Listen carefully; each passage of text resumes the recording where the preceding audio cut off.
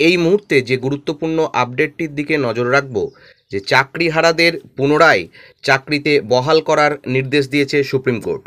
Dear viewers, welcome to my channel.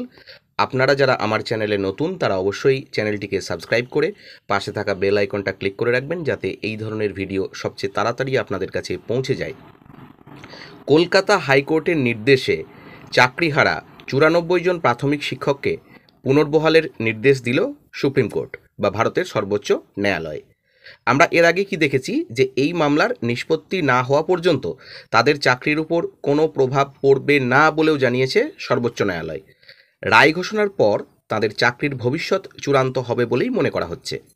তবে আপাতত আগামী 1 আগস্টের পর থেকে তাদের চাকরিতে ফেরানো যেতে পারে বলেই সোমবার জানিয়ে দিয়েছে বিচারপতি অভয় এস ওকে এবং বিচারপতি অগাস্টিন জর্জ মসিহার বেঞ্চ। একই সঙ্গে বেঞ্চ এও জানিয়েছে যে কলকাতা হাইকোর্টে জাস্টিস অমৃতা সিনহার বেঞ্চ থেকে যে এই সংক্রান্ত যেসব মামলার শুনানি চলছে তার উপর স্থগিতাদেশও জারি করা হলো। ফলে কলকাতা হাইকোর্টে চলা নিয়োগ দুর্নীতির যে মামলায় তৃণমূলের সাধারণ সম্পাদক অভিষেক বন্দ্যোপাধ্যায়ের নাম জড়িয়ে রয়েছে তার আপাতত শুনানি হবে না। যদিও সিবিআই তদন্ত যেমন চলছে চলবে, কারণ তদন্তের বিষয়ে এদিন আলাদা করে কিছু বলা হয়নি সুপ্রিম কোর্টের তরফ থেকে। নিয়োগ প্রক্রিয়ায় ত্রুটি থাকায় কলকাতা হাইকোর্টের নির্দেশ মেনে প্রাথমিকের 94 জনের নিয়োগ বাতিল করেছিল প্রাথমিক শিক্ষা পর্ষদ। 2014 সালের টেট দিয়ে 2016 সালে তারা নিয়োগ পেয়েছিলেন। চাকরি হারানোর পর কলকাতা হাইকোর্টের ডিভিশন বেঞ্চেও গিয়েছিলেন চাকরিহারাদের একটা বড় অংশ। সেখানে সুরাহা না মেলায় সুপ্রিম কোর্টের দ্বারস্থ হন সেই সমস্ত শিক্ষক শিক্ষিকারা। এদিন সেই মামলার শুনানিতে আবেদনকারী হাসান বিশ্বাসের হয়ে সওয়াল করেন আইনজীবী গুরু কৃষ্ণ কুমার। পর্ষদ সহ বিবাদীদের হয়ে ছিলেন কুণাল চট্টোপাধ্যায়, জয়দীপ মজুমদার, মীনাক্ষী অরোরা সহ একাধিক হেভিওয়েট আইনজীবী। সওয়াল জবাব শেষে শীর্ষ আদালত জানিয়ে দেয়, চাকরি হারানো 94 জনকে যেদিন থেকে নিয়োগ করা হবে সেদিন থেকেই তারা বেতন পাবেন। তবে তাদের চাকরি বজায় থাকবে কিনা তা সুপ্রিম কোর্টে মামলার চূড়ান্ত নির্দেশের উপরেই নির্ভর করবে।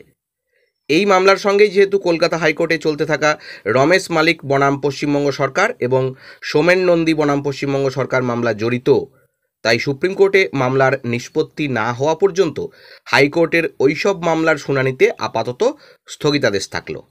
অর্থাৎ কি দেখলাম, প্রাথমিকের যে দুটি মামলা, সেই দুটি মামলার হাইকোর্টের যে শুনানি সেখানে কিন্তু সুপ্রিম কোর্টের স্টে পড়ে গেল। এই যে 2014 টেটের ভিত্তিতে নিয়োগ দুর্নীতি সংক্রান্ত দুটি মামলায় কলকাতা হাইকোর্টের শুনানির উপর অন্তর্বর্তী স্থগিতাদেশ জারি করল সুপ্রিম কোর্ট।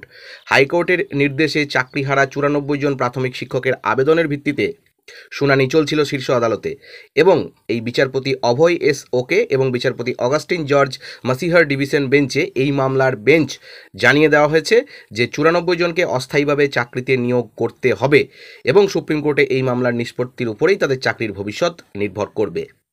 এবং যেটা জানা যাচ্ছে যে আগামী 1 আগস্ট থেকে তাদের চাকরিতে ফেরানো যেতে পারে এবং মামলার নেক্সট হিয়ারিংয়ের ডেট দেওয়া হয়েছে 2রা সেপ্টেম্বর।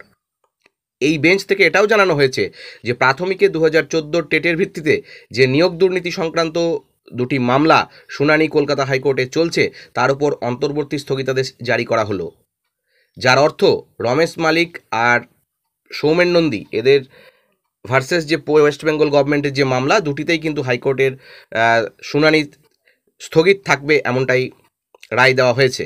এই দুটি মামলার শুনানি বর্তমানে চলছে কলকাতা হাইকোর্টের বিচারপতি অমৃতা সিনহার বেঞ্চে।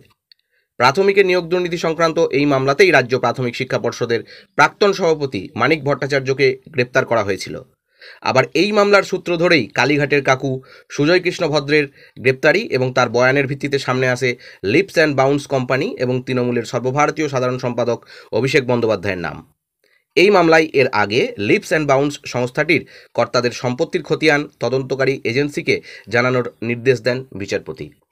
তো আপাতত আজকের মতো এই ভিডিওতে এটুকুই। ভবিষ্যতে কি আপডেট উঠে আসে আমরা অবশ্যই নজর রাখবো এবং সেগুলো অবশ্যই আপনাদের সঙ্গে শেয়ার করব। ভালো থাকুন, সুস্থ থাকুন, ধন্যবাদ।